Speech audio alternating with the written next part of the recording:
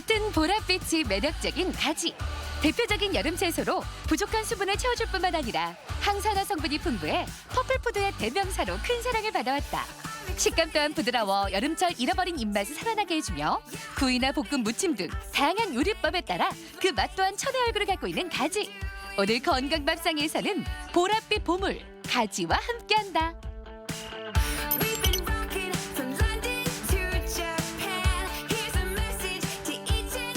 여름 제철 음식인 가지는 보라색 껍질에 항산화제인 안토시아닌이 풍부해 암을 예방하고 콜레스테롤을 낮추며 눈 건강에 좋은 음식입니다. 또한 수분과 칼륨이 다량 함유되어 갈증을 해소하고 노폐물을 배출하며 철분과 칼슘이 풍부해 빈혈 예방과 골다공증에 좋습니다. 그리고 식이섬유가 풍부해 장 운동을 활성화하고 변비를 예방해 다이어트에도 좋은 음식입니다.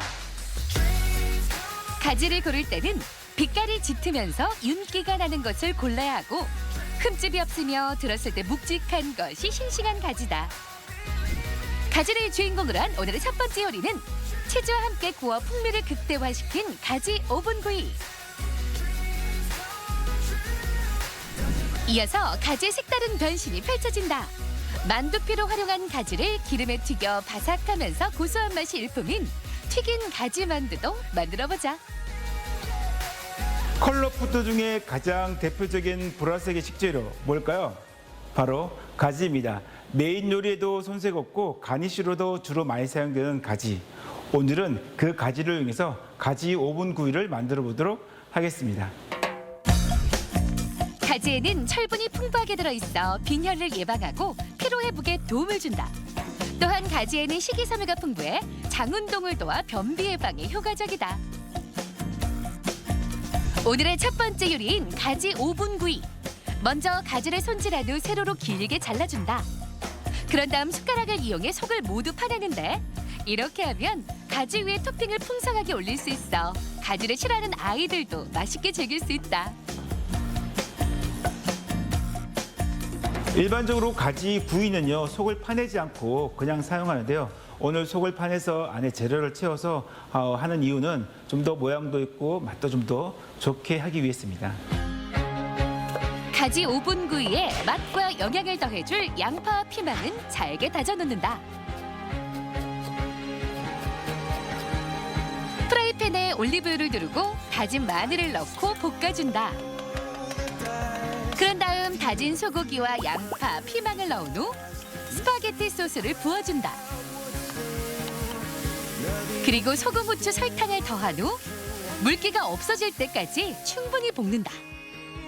오늘 가지 오븐구이에서 가지 속에 들어갈 재료는요, 수분이 없었으면 좋겠습니다. 왜냐하면 가지가 수분이 많이 가지고 있기 때문에 여기에도 수분이 많으면 나중에 물러지기 때문에 볶을 때 수분을 가장 많이 제거해 주는 게 좋습니다. 속을 빼낸 가지 위에 볶은 재료들을 골고루 덜어준다. 그리고 고소함을 더해줄 모짜렐라 치즈를 듬뿍 올려준 다음 파슬리 가루도 솔솔 뿌려놓자.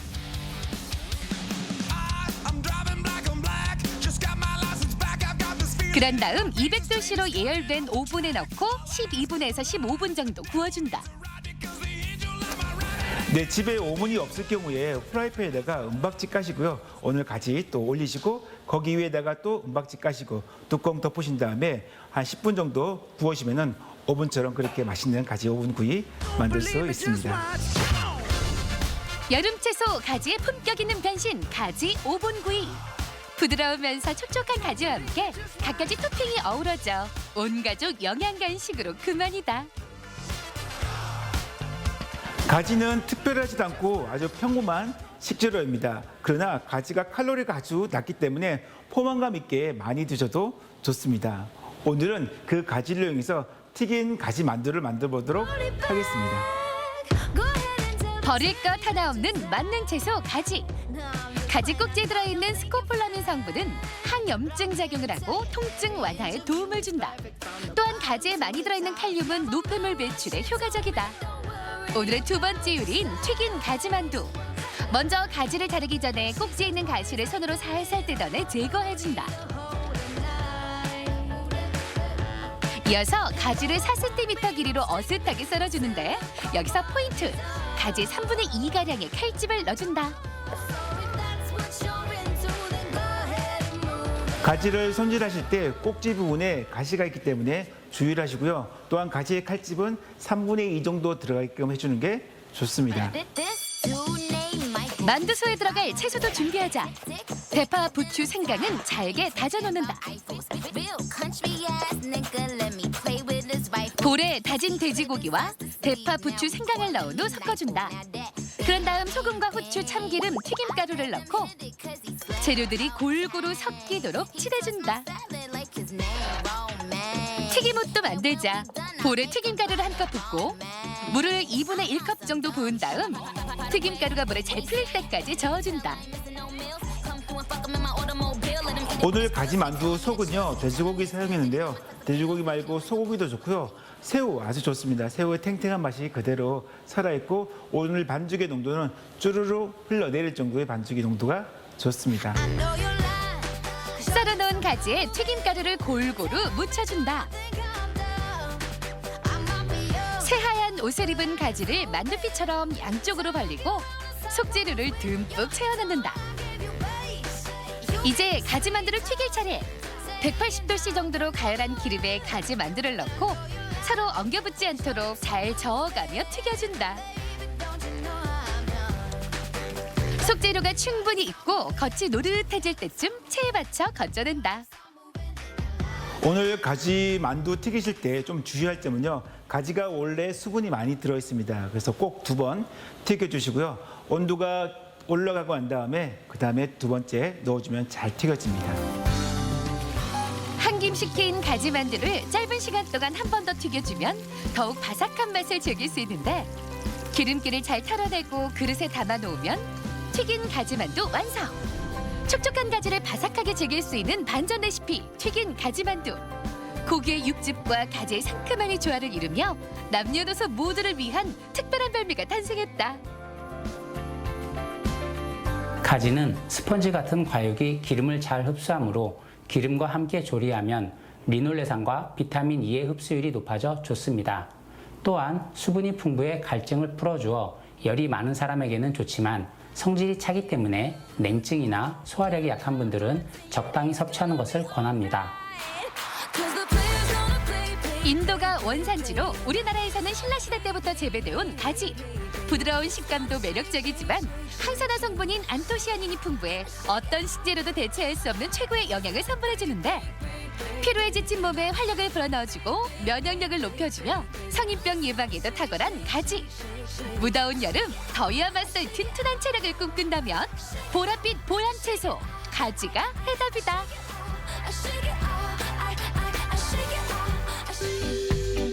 건강 플러스 인사드립니다. 안녕하세요. 김경섭입니다. 안녕하세요. 임보라입니다. 키 성장에 도움이 된다고 알려진 성장 호르몬은 나이가 들어서도 중요하다고 합니다.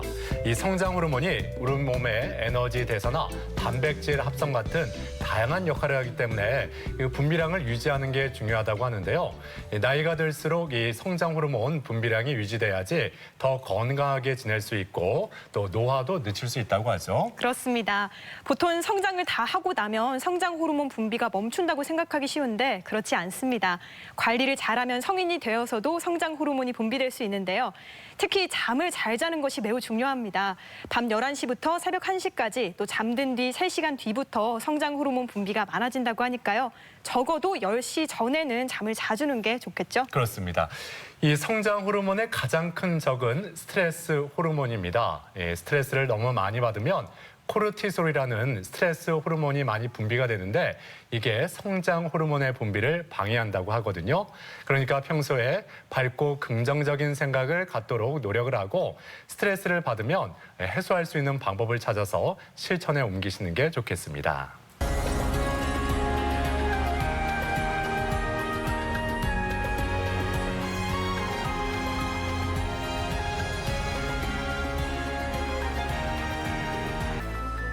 난소는 자궁의 양측에 하나씩 위치한 여성 생식기관 중 하나다. 엄지손가락 정도의 작은 크기로 난자를 배출하거나 여성 호르몬을 분비하며 월경과 임신, 신체 대사 등에 관여하는 중요한 생식기관인데 이곳에 발생하는 악성 종양을 난소암이라고 한다. 난소암은 여성암 중 발병률 8위에 해당하지만 여성암 중 가장 예후가 좋지 못한 암으로 알려져 있다. 난소암은 난소에 생기는 악성 종양을 얘기합니다. 난소는 원래가 다양한 종양이나 물혹이 생길 수가 있는 기관인데요. 그중에서도 악성 종양은 약 5에서 10% 정도 비율을 차지하고 이것은 연령대마다 좀 다른데요. 50대에서 70대 사이의 중장년층 여성들에게서는 이 난소암이 발생할 위험이 좀 높기 때문에 중장년층 여성의 건강을 위협하는 요인으로 생각할 수 있습니다. 난소암이 지속적으로 증가하고 있다. 빨라진 초경, 고령 임신, 저출산 등이 발병 증가의 주요 원인으로 추정되고 있으며 주로 5, 60대 여성에게서 발생하던 양상을 벗어나 최근에는 젊은 층에서도 발병률이 늘고 있어 주의가 필요한데 오늘 TV 주치에서는 여성의 건강을 위협하는 난소암에 대해 자세히 알아본다. 네, 이 난소암은 진단도 치료도 까다롭기로 악명 높은 암인데요. 최근에 이 발병률이 꾸준히 늘고 있다고 하죠. 그렇습니다. 20, 30대 젊은 여성층의 발병률이 늘고 있습니다. 젊다고 안심해서는 안 되고 꾸준히 경각심을 가져야 되는 이유입니다. 그렇습니다. 그래서 오늘 이 난소암에 대해서 자세히 알아보겠습니다. 도움 말씀을 위해서 가톨릭대학교 대전성모병원 산부인과 유지근 교수 나오셨습니다. 안녕하세요. 안녕하세요.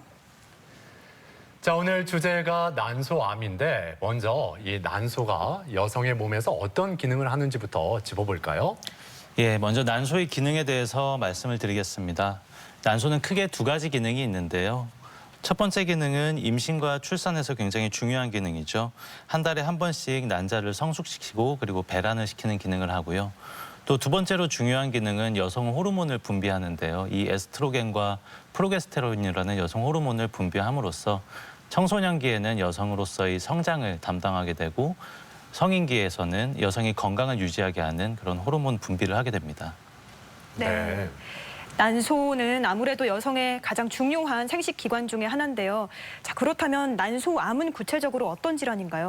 예, 이 난소에 악성 종양이 생길 때 우리가 난소암이라고 이야기를 하는데요.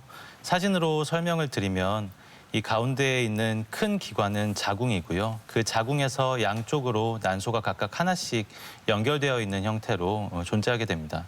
오른쪽 난소를 보시면은 정상적인 크기를 보이는데요. 그에 반해 왼쪽 난소를 보시면 많이 커져 있죠. 이렇게 악성 종양이 생길 수가 있는데요. 이것은 지금 난소 안에만 국한되어 있는 형태이고요.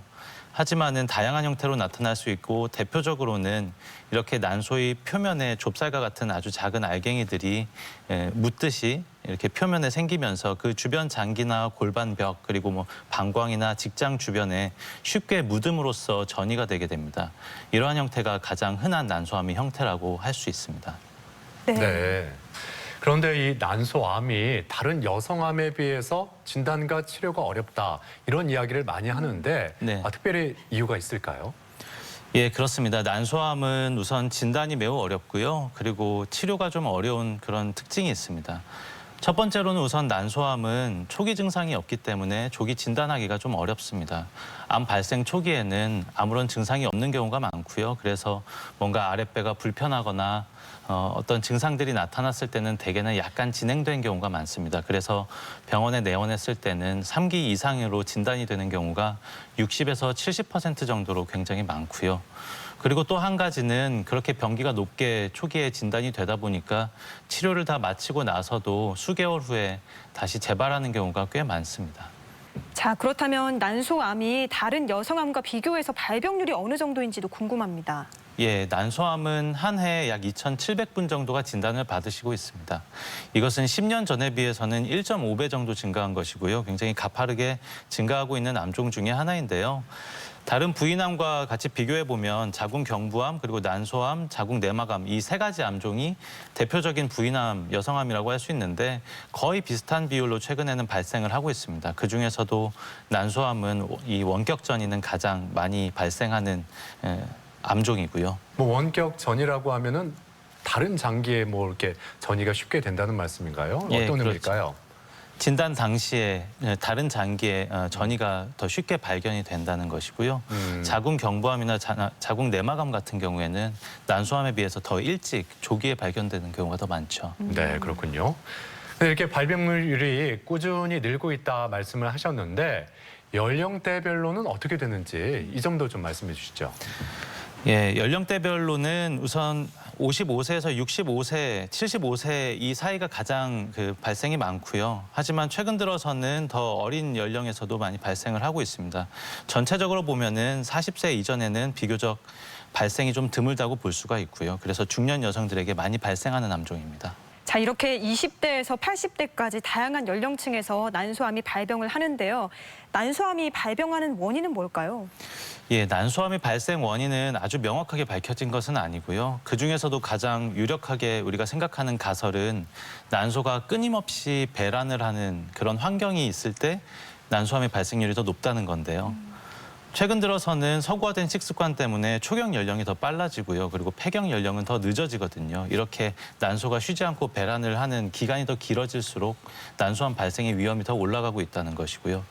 또 다음으로 보시면은 임신 및 출산 연령이 또 우리나라는 많이 늦어지고 있죠. 결혼 연령도 늦어지고 있고요. 그래서 임신하는 시기가 늦거나 아니면은 임신 횟수가 적거나 이런 경우에도 그 사이에 난소가 배란을 자꾸 하니까 또 난소암 위험도가 올라간다고 볼 수가 있습니다. 이것은 난소 표면에서 난소가 난자를 배란을 할 때 그 배란하고 나서 그 난소의 표면이 다시 치유가 되거든요. 이 과정이 반복될 때 중간에 표면에서 돌연변이가 발생을 할 수 있고 이 돌연변이 때문에 난소암 발생이 생길 수 있다는 그런 가설입니다. 또 한 가지 최근에 중요하게 여겨지는 인자는 유전적인 인자가 있을 수 있는데요.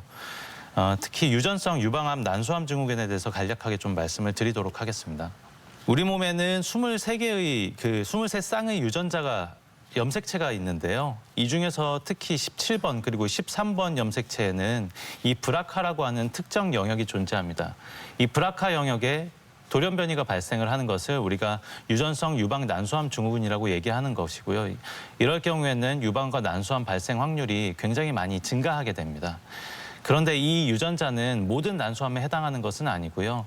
아주 일부 난소암이고 장액성 난소암에만 해당하는 경우입니다.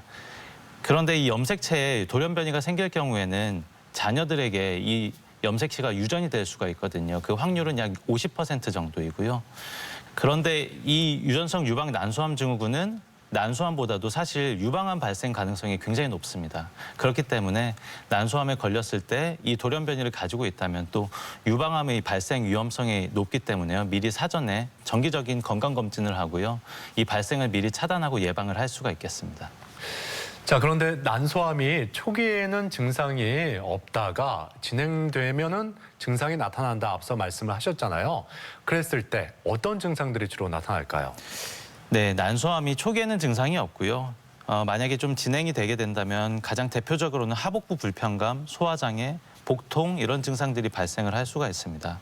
근데 아무래도 비특이적인 증상이죠. 그래서 많이 놓치거나 별것 아닌 걸로 대수롭지 않게 넘기는 경우가 많고요. 그래서 좀 더 진행된 병기가 된다면은 체중 감소가 나타날 수가 있고 그리고 또 하복부에 종괴가 만져지기 시작하면서 아랫배가 복부 팽만, 아랫배가 부풀어 올라서 임신한 줄 알았다고 하면서 병원에 오시는 경우도 꽤 많습니다.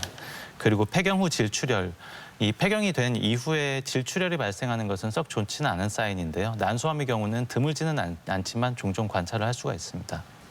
자, 건강 플러스 오늘 이렇게 난소암에 대해서 자세히 살펴보고 있습니다.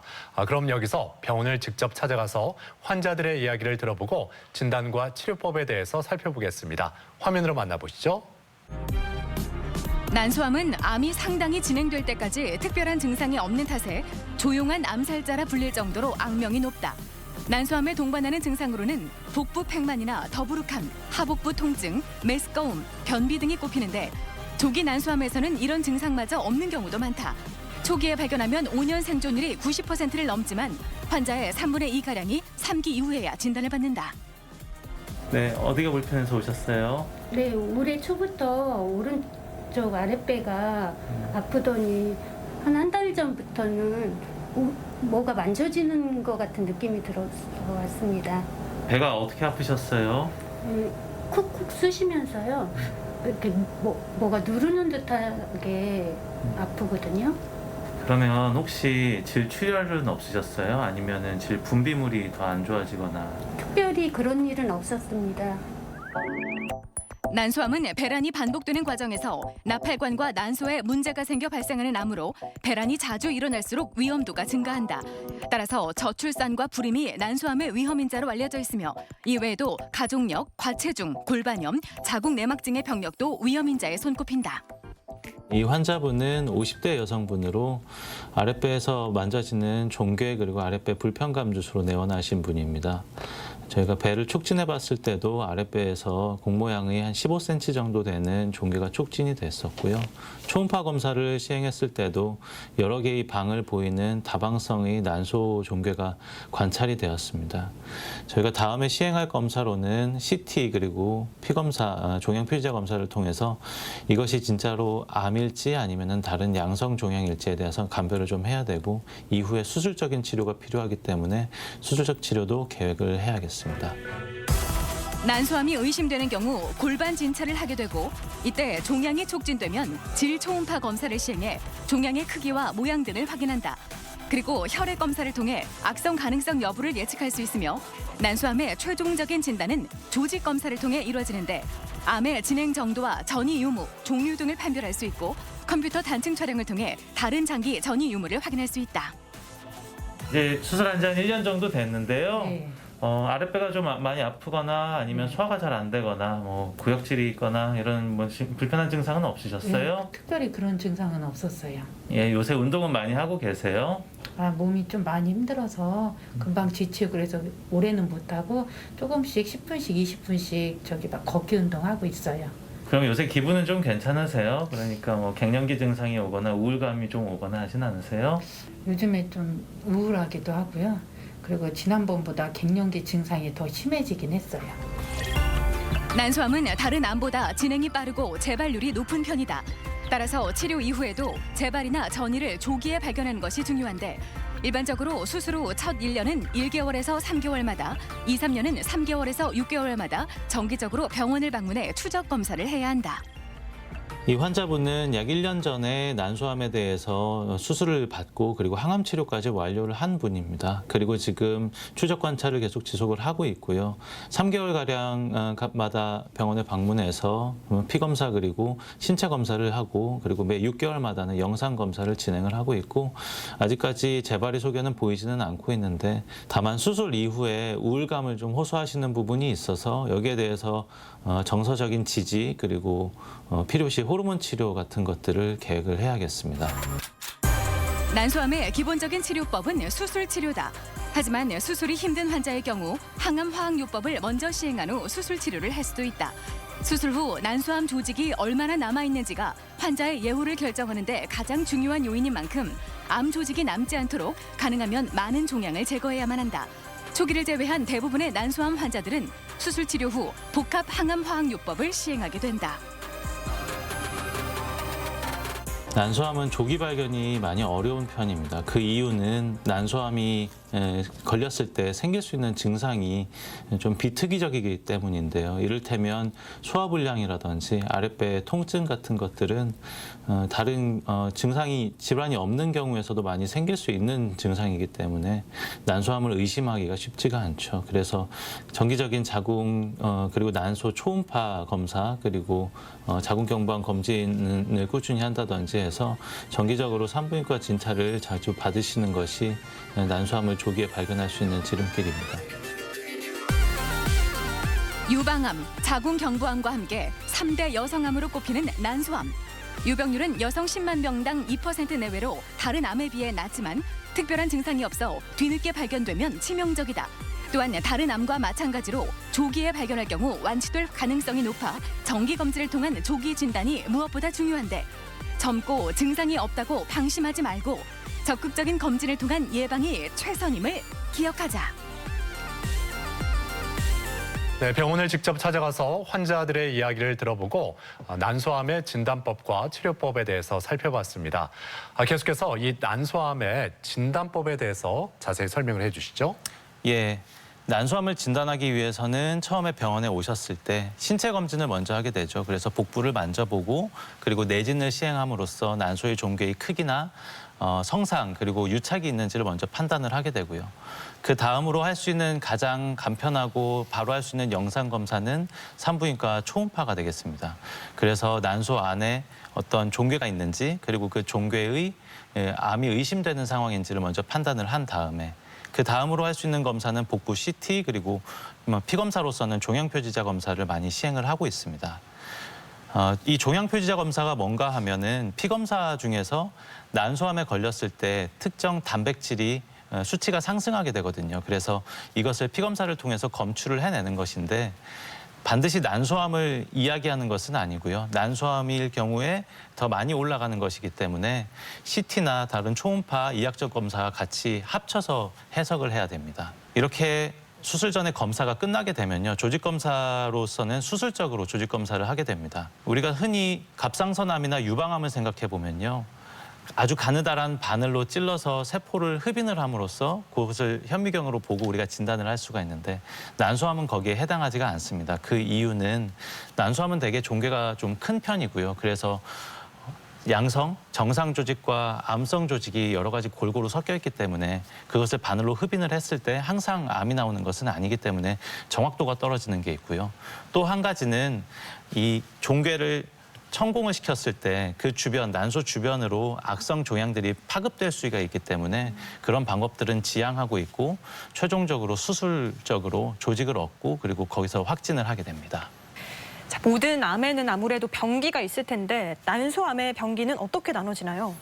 예, 난소암은 크게 4가지 단계로 나눌 수가 있는데요. 첫 번째 1기는 난소에만 국한되어 있을 때 1기라고 부르고요. 그리고 2기는 난소 주변, 자궁이나 나팔관 또는 골반벽, 방광 이런 부위에 전이가 있을 때는 우리가 2기라고 부릅니다. 3기는 그것보다 좀 넘어서요.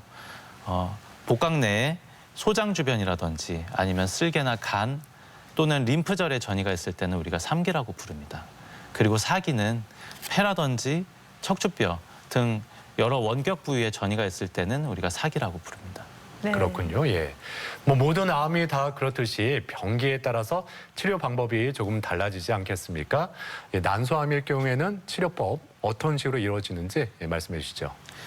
예, 난소암 치료의 가장 주된 방법은 수술적인 제거입니다. 그래서 초기 난소암도 마찬가지고 말기 난소암이라고 할지라도 이 난소암은 특징적으로 수술적으로 모든 눈에 보이는 병변을 제거하는 것이 가장 예후가 좋고 그리고 재발률과 생존율을 향상시킬 수 있는 방법으로 알려져 있어서 굉장히 이것도 특징적입니다. 그 다음 치료로는 거의 대부분이 아주 초기 난소암이 아닌 경우에는 항암 치료를 병행을 하게 되는데요. 이 항암 치료는 주사를 통해서 항암제를 정맥으로 맞게 되는 것을 이야기하는데 대개는 3주 간격으로 한 번씩 주사를 맞게 되고 그래서 총 6번에서 8번 정도 항암 치료를 시행을 하게 되니까요. 그래서 총 소요 기간이 한 4에서 5개월 정도 꽤 오랜 시간이 걸려서 이 항암 치료를 진행을 하게 됩니다. 마지막으로 방사선 치료는 사실 많이 난소암에 시행되지는 않는데요. 그래서 아주 제한적으로 수술이 불가능하거나 아니면은 꼭 필요한 경우에만 선택적으로 방사선 치료도 고려를 하고 있습니다. 난소암 이 치료 수술 이후에 관리법이 참 중요할 것 같은데요. 관리법을 좀 알려주시면 좋을 것 같습니다. 예. 난소암 치료하고 나서 건강 관리하는 것도 굉장히 중요합니다. 왜냐하면 항암 치료를 동반을 하게 되고요. 또 그 항암 치료 과정 중에서 오심구토라든지 식욕 저하가 많이 발생을 하거든요. 그래서 이 체중을 유지하는 것, 식사를 하는 게 굉장히 좀 어렵습니다. 하지만 우리가 가장 좋은 것은 역시 적정 체중을 유지하게 노력하는 것이 가장 중요하고요. 그러면서 동시에 단백질 섭취를 충분히 더 신경 써서 해주는 것이 중요합니다. 단백질은 우리 몸을 구성하는 여러 가지 성분들, 또 면역, 그리고 상처를 치유하는 과정에서 필요한 많은 물질들을 생산을 하게 되거든요. 그래서 고기든 콩류이든 가리지 않고 골고루 섭취하는 것이 가장 중요하고요. 또 하나 중요한 것은 규칙적인 운동 그리고 신체 활동을 유지하는 것이 중요합니다. 사실 많이 이제 무기력감 그리고 기운이 많이 없어지고 배가 아프고 하니까 움직임이 많이 떨어질 수가 있는데요. 수술 이전이 정도의 상태로 어떤 신체 활동량이라든지 직장에 대한 복귀 이것을 우리는 최종적인 목표로 하고 있고요. 그렇게 만약에 신체 활동을 회복시킬 수 있을 때 또 재발도 더 감소하고 기분도 더 나아지는 그런 효과를 얻을 수가 있습니다. 그리고 난소암 치료가 다 끝난 다음에 추적 관찰을 정기적으로 또 하면서 재발이 혹시 있진 않은지, 그리고 5년이 지난 다음에는 또 완치 판정을 드릴 수가 있는데요. 매 3에서 6개월마다 병원에 내원해서 문진 그리고 신체 검진을 하면서 상태를 살펴보게 되고요. 또 필요할 때는 MRI나 CT, 초음파 같은 영상 검사를 추가로 같이 하게 됩니다. 난소암이 재발률이 높다 이런 얘기를 많이 하거든요. 예, 실제로는 어떤지 궁금하네요. 맞습니다. 난소암은 재발률이 꽤 높기 때문에요. 굉장히 치료하기 까다로운 암종 중에 하나입니다. 그래서 수술적으로 큰 수술을 받고 난소암 암종을 다 제거하고 나서 항암 치료를 힘들게 받았는데도 몇 개월 뒤에 다시 복막, 배 안이라든지 림프절 같은 부분에 다시 재발을 하는 경우가 꽤 흔하게 발생을 하고요. 그래서 이럴 경우에는 다시 항암 치료나 필요할 경우에는 수술적으로 치료를 다시 반복하는 경우가 많습니다. 네. 이런 난소암을 예방할 수 있는 예방법엔 어떤 것들이 있을까요? 난소암의 예방 방법은요, 2차 예방의 주 개념이라고 할 수 있습니다. 이게 좀 어려운 얘기인데, 우리가 흔히 예방이라고 하면은 예방 주사를 맞아서 감기나 독감에 걸리는 걸 미리 사전에 차단하는 게 예방이죠. 이것은 네. 1차 예방의 개념인데요. 난소암은 그게 좀 어렵습니다. 왜냐하면 어떤 유발인자 그리고 전구병변이 뚜렷하게 존재하지 않기 때문에요. 암을 사전에 차단하는 것은 어렵고, 그 대신에 암이 발생을 했을 때 이것을 더 진행되지 않게 빠르게 발견하고 빨리 치료해서 완치율을 높이고 이 암으로 고통받는 것을 더 줄이는 것을 목표로 하고 있습니다. 그래서 암을 예방하기 위해서는 어떻게 해야 되냐면은 산부인과에서 권고하는 방법으로는 자궁 그리고 난소 초음파 그리고 난소암 표지자 검사를 1년에 한 번 정도 시행하는 것을 권하고 있는데요. 이 방법도 사실 아주 검증되거나 그 효과가 아주 명확하게 규명되고 이런 것은 아닙니다. 단지 여러 가지 지금 열심히 연구가 되고 있는 분야고요. 그래서 지금은 권고 수준이고 반드시 해야 된다 이렇게 말씀드리기는 좀 어려운 실정입니다. 또 한 가지 많이 오해하고 계신 부분은요. 우리나라 여성분들이라면은 20세 이후에는 누구나 국가에서 2년에 한 번 정도 자궁경부암 검진을 시행을 받도록 하고 있거든요. 네. 그런데 이건 사실 난소암과는 관련이 없는 암 예방 방법입니다. 왜냐하면은 자궁암 그리고 난소암은 초음파를 봄으로써 알 수가 있거든요. 그런데 우리나라 국가암 6대 검진 사업을 살펴보면요. 여기에 자궁경부암은 포함되어 있지만 자궁 체부암, 즉 자궁 내막암과 난소암은 포함되어 있지 않습니다. 그래서 사실은 이 두 가지 암종을 우리가 미리 예방하기 위해서 초음파 검사를 자기 비용으로 그리고 자기 직접 예약을 해서 본인이 예약을 해서 봐야 되는 번거로움이 좀 있습니다. 하지만 앞으로 계속 갈수록 이 두 가지 암종이 증가하고 있는 추세이고요. 또 건강한 여성들이 건강을 위협하기 때문에 아마 그 중요도가 앞으로 증가해서 앞으로는 좀 국가검진에 포함이 되지 않을까 이렇게 예상을 해봅니다. 네. 아무튼 그 평소에 정기적으로 이 초음파 검사만 받더라도 이 난소암을 조기에 발견할 수 있다 이렇게 이해하면 될까요? 네, 맞습니다. 근데 난소암도 조기에 발견을 하는 데 도움이 되고요. 네. 그것뿐만 아니고 여러 가지 양성 난소 종양도 그리고 자궁에 있는 질환도 미리 발견을 할 수 있기 때문에요. 꼭 암이 아니더라도 젊은 여성분들도 1, 2년에 한 번 정도는 초음파 검사를 좀 시행을 하시는 것이 도움이 많이 됩니다. 초음파로 검사를 할 수 있는 난소에 생길 수 있는 다양한 양성 종양들이 있는 걸로 알고 있는데요. 이 종양들의 종류에 대해서도 설명을 좀 해주시죠. 예, 난소에는 여러 가지 종양이 생길 수가 있는데 악성뿐만 아니라 훨씬 더 많은 비율로 양성 종양도 생길 수가 있습니다. 그중에서 몇 가지 말씀드리자면 첫 번째로는 유피낭종, 기형종 또는 가성낭종 이렇게 불리우는 다양한 이름으로 불리우는 낭종이 있는데요. 이거는 꽤 흔하게 발생을 하고요. 특히 젊은 여성들 10대에서 30대 사이에서 많이 발생을 합니다. 이건 굉장히 좀 괴이한 종양인데요. 사진 보시면은 오른쪽 난소가 굉장히 커져 있고요. 이 안에는 액체로 된 지방이 가득 차 있고 그리고 머리카락, 치아나 연골 같은 것들도 관찰이 되거든요. 네. 이게 어떤 거냐면 태생기에 우리 몸이 다양한 세포로 분할을 할 수 있는 그 가능성을 가진 세포가 난소에 있다가 청소년기가 되면서 분할을 시작하고 그래서 더 커져서 혹을 만드는 현상입니다. 이것은 처음에는 증상이 없다가요.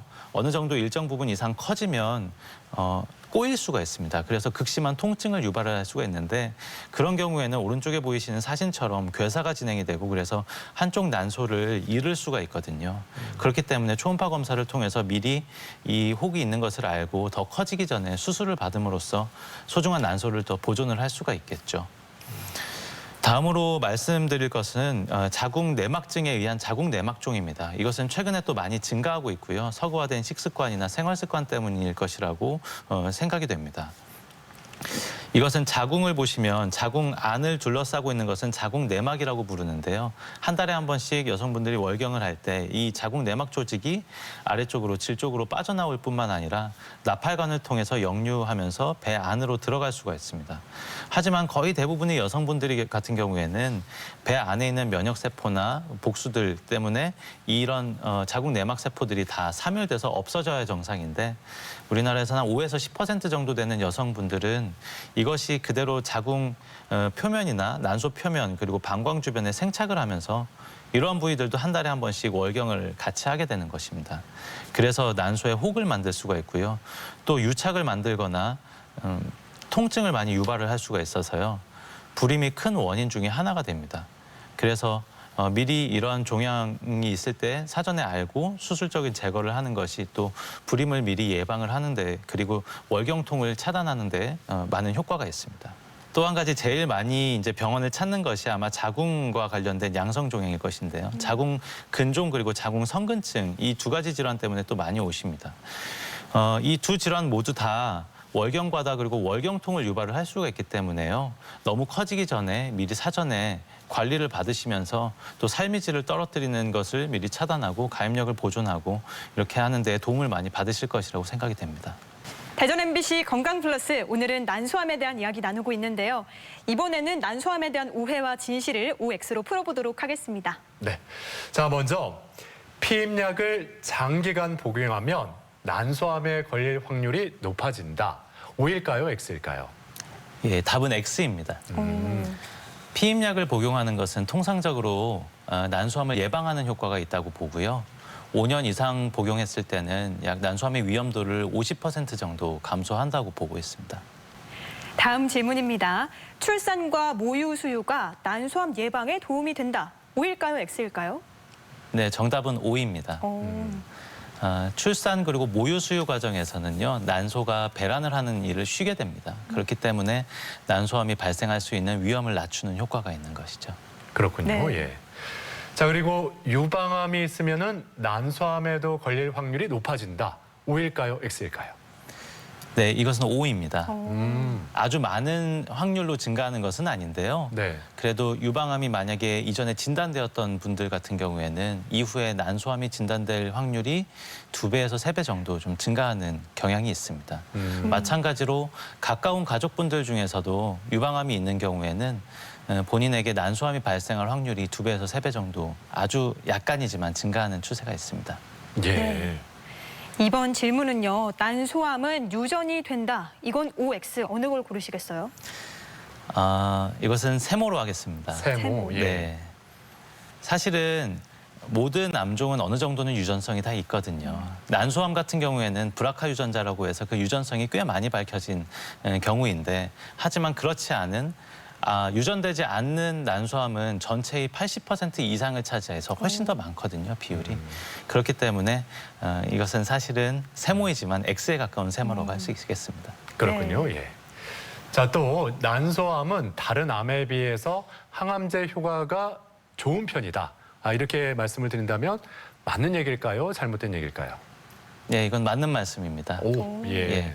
난소암은 비교적 항암제가 굉장히 잘 듣는 암종 중에 하나로 분류가 되거든요. 그래서 백금계 항암제에 굉장히 반응을 잘 하는 편입니다.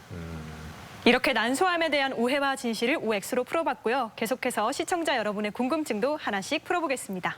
건강검진에서 난소에 물혹이 있다고 들었습니다.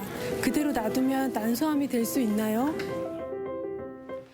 네, 난소 쪽에 뭔가 물혹이 생겼다 이 이야기를 들으면 좀 좀 걱정이 먼저 앞설 텐데 네. 이게 나중에 난소암으로 발전될 가능성이 큰 건지 어떻습니까? 난소에는 많은 물혹들이 정상적으로 생길 수가 있거든요. 네. 그래서 만약에 건강검진에서 난소에 물혹이 있다 하더라도 암일까 봐 너무 걱정하지는 않으셔도 될 것 같습니다. 우선은 난소에 물혹이 있을 때 우리가 그것을 초음파로 암이 가능성이 높은지 아닌지를 판단하게 되는데요. 그 기준이 있습니다. 그 기준은 우선 벽이 둘러싸고 있는 벽이 굉장히 얇거나 아니면 안에 방이 하나밖에 없거나 아니면 안에 고형 성분이 없이 깨끗한 경우에는 이런 경우에는 난소암하고 연결이 될 가능성은 난소암으로 발전할 가능성은 거의 없습니다. 그래서 95% 정도는 이상은 난소암과 관련이 없고요.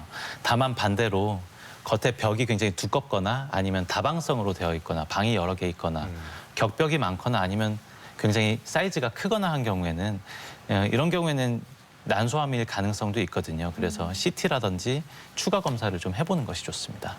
엄마가 건강검진에서 난소암 수치가 높게 나왔는데 난소암일 가능성이 높을까요?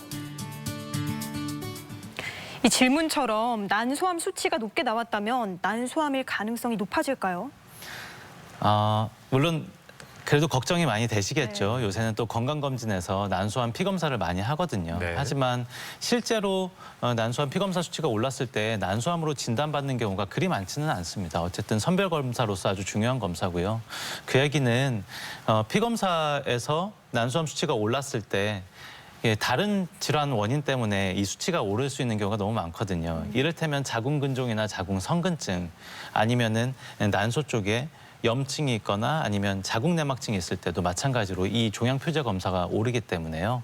우선 너무 걱정하지 마시고 산부인과 진료 보면서 양쪽 난소를 초음파로 한번 체크를 해보시고요. 여기서 만약에 난소에 별다른 병소가 없다면은 대부분은 난소암과는 가능성이 떨어지는 경우가 많습니다. 난소암을 비롯한 암 치료를 받으면 체력적으로 많이 힘들 텐데 영양제나 건강 보조식품이 도움이 되나요? 네, 이 난소암 치료를 받는 분들에게 어떤 도움이 될 수 있는 영양제나 건강 보조식품 일단 있었으면 좋겠다 이런 생각이 드는데 실제로는 어떻습니까?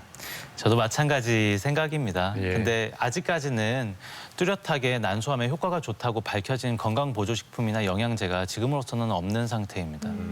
아무래도 식사를 잘 못하시다 보니까 이 치료 기간 동안에는 많은 또 지인분들께서 가족분들께서 영양제나 홍삼 같은 걸 많이 또 사다 주시거든요. 네. 그런데 저는 대개는 영양제를 많이 권하지는 않습니다. 그 이유는 첫 번째로는 항암 치료 기간 중에 만약에 영양제를 잘못 복용하시게 될 경우에 간 수치가 오르거나 콩팥 수치가 오르면서 항암 치료에 영향을 미치고 항암 치료를 지연시키거나 아니면 용량을 바꿔야 되는 경우가 생길 수가 있고요.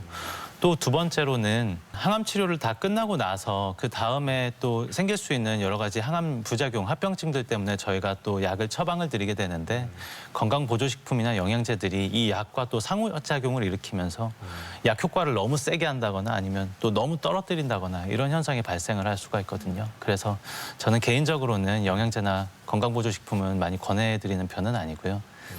그래도 가족분들이 사다 주시는 건 또 정성이 있고 또 그 마음이 있으니까요.